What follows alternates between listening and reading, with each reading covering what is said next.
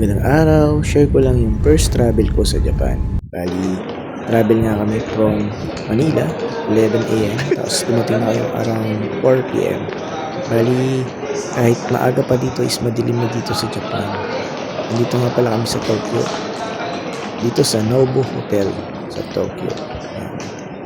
Nakasama ko pala dito yung mga best of the best na marketing professional and service advisor sa buong Pilipinas. Yan. Dito is incentive trip ni Toyota Philippines. Dito na nga pala kami sa lobby papunta sa rooms namin. Yan. Hanap ko lang yung rooms ko. Yan. Bali, pahinga lang kami ng konti, magbababa ng gamit at mag-ayos. Then, diretso na rin kami sa dinner namin. Bali, along the hotel lang naman, malapit lang siya. Ito, lalakad lang kami para pumunta dun sa place na pagkakainan namin. Bali, dito sa Tokyo, marami naman siyang kainan dito sa paligid ng hotel. Marami ng convenience store at mga tindahan. Ito yung mga sikat na tindahan tulad nito Don Quixote.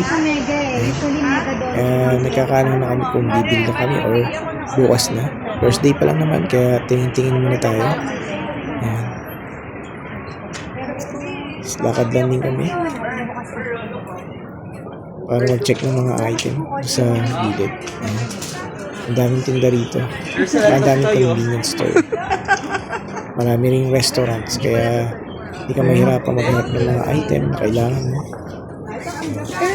Saka ang isa pa dito is napakalinis dito sa lugar dito. Isa pa wala ka rin makita mga basura. Pero ang place is napakalinis. Iba talaga ang culture at discipline dito sa Japan.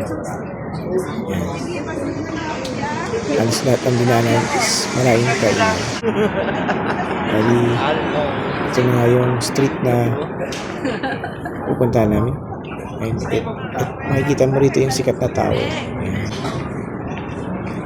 Dito kitang-kita siya. Mga around 500 meters lang mula dun sa hotel namin. Andito na nga kami sa restaurant. Ayan. Bali, authentic na Japanese food yung mga ihahain sa underground market. nasa may ilalim nga siya.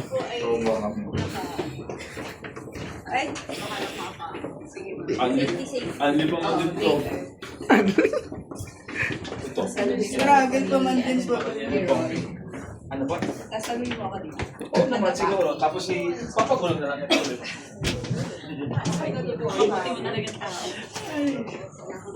Pindutin mo to. Nakakalakuhan pa nga kung saan kami pwesto. Bali, maliit lang siyang restaurant pero good as for 20 person. Kasi Ay, dito tayo sa may ano? Dito tayo. bali kami nga lang yung guest dito sa restaurant. Para authentic. Kala nga namin magko-cross fit namin.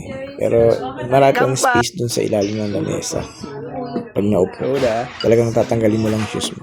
Ayan. Soda. Dumating na yung drinks namin. Bali, andin drinks. Ayan. Green tea.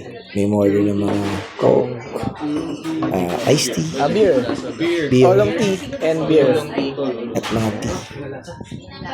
Sparkling water. Lahat. Yung nasa ito rin wala. Walang lasa. Ito So, na. tag mo kami sa mga bukas mo. Ay, magawa Start na magluto yung chef. Sige.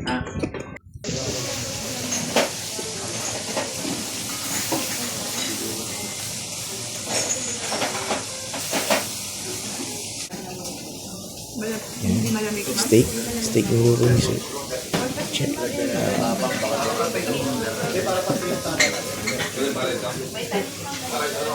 Quality, sir. Wali kwento lang. Usapang kwentong buhay. At Ganyan din. Walang trabaho. Serve na nga yung appetizer. Bumagsak yung mga kapatid ko, okay lang. Pag ikaw, umulis ka sa bahay. Kasi yan. Bumagsak din naman yung first owner namin. Parehas lang. Kasi mahirap talaga.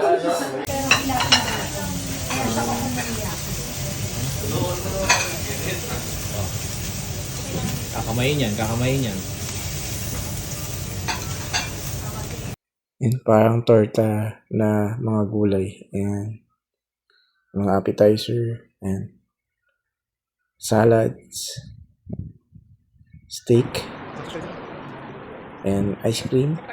Then may mga pika-pika. After nga namin kumain is lumabas muna kami. Umikot-ikot. Doon sa mga mall na malapit. Dito nga sa Parco Mall. Ayan. Check lang namin kung ano yung mga mabibili malapit sa paligid.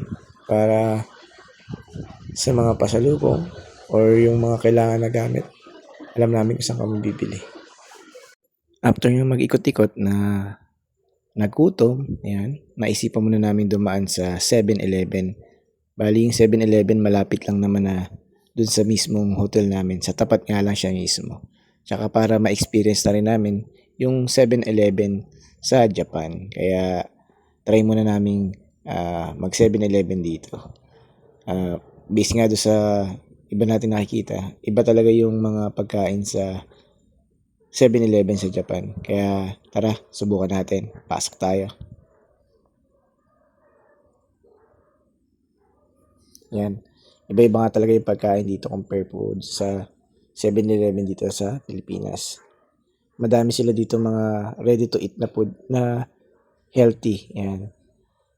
Mga juices, yung mga meals na iinitin na lang. Ayan. Iba may mga salads pa. Tsaka mga noodles. Ayan.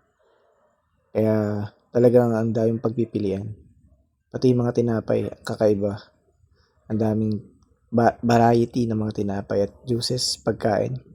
Kaya pag nandito ka talagang kahit anong gusto mong kainin. Ayan. Lahat ng pwede mong maisip na kainin nandito na sa 7-Eleven. Tsaka dito, mura lang din yung price ng mga pagkain. Lalo pagka, tulad dito mga tinapay. Sabi nga nung is pagka hapon na, mas nagiging mura yung pagkain. Pero mas mura yung mga pagkain sa mga grocery compared dito sa mga convenience store. Kaya kung mayroong time, pwede kang pumunta rin sa mga groceries. Pero dito kasi, andito na lahat eh. Anong gusto mong pwedeng bilhin. Lalo kung snack sa gabi, ayan. Ako naisipan ko nga kainin yung alam ko lang na pagkain. Ayan. Tsaka pag nagbayad ka dito sa POS, direct na yung cashier, sa cashier, yung cash mo, siya na rin magsusukli sa'yo. Pag-resibo, ayan.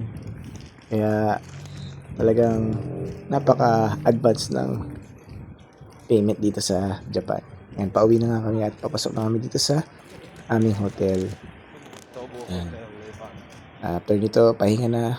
Pero kakain muna kami sa aming mga rooms. Oo nga eh. Kasi pagod na rin galing sa biyahe. Ito na yung pahinga namin. First day, first night dito sa Japan. What a memorable day and ang lamig. Dito is wala pang snow. And yun nga yung taxi na exclusive lang sa Japan. Japan taxi. Mga hybrid na siya na sasakyan. Ayan. Mga Ito nga, at nagutom. mga andaling dalang pagkain ng mga boys. Ayan. At ang mga 7-Eleven nagutom. experience. Pero ang dami namin kinain sa restaurant. At Siguro kaya Japan. ikot dito sa Japan. Ang ganda kasing umikot. Malinis, malamig ang panahon. Ayan. Ang ganda ng mga ilaw at mga buildings sa paligid ng hotel. Thanks for watching guys.